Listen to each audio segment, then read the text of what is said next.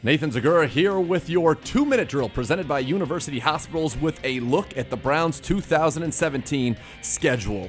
The good news is the Browns, after finishing the preseason with 2 games on the road, get to open at home at First Energy Stadium. The Browns will kick the season off against their rivals, the Steelers, September the 10th at First Energy Stadium. Then the Browns go on the road and take on Joe Flacco and the Baltimore Ravens. They stay on the road in Week 3, September the 24th at the Indianapolis Colts. Andrew Luck, coming off of his surgery, should be back into form, so 3 very good quarterbacks in the first 3 games for the Browns. In Week 4, the Browns return to First Energy Stadium to take on the Cincinnati Bengals. That means 3 of the first 4 games will be those critical division games against the teams in the AFC North, and the Browns have an opportunity to catch these teams early and pick up some big wins. They remain at home against the New York Jets in Week 5.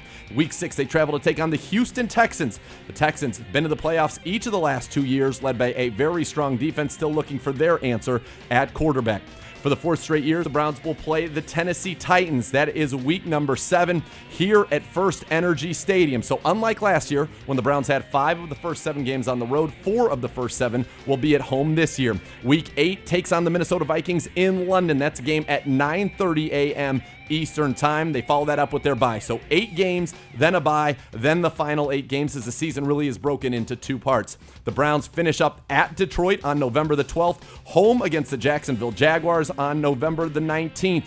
Then they go against the Bengals November the 26th. That's the first division game since October the 1st. On December 3rd, they get out of the cold. They head to Los Angeles to take on Phillip Rivers and the Los Angeles Chargers. Then back-to-back home games taking on Aaron Rodgers and the Green Bay Packers December the 10th and Joe Flacco and the Baltimore Ravens on December the 17th.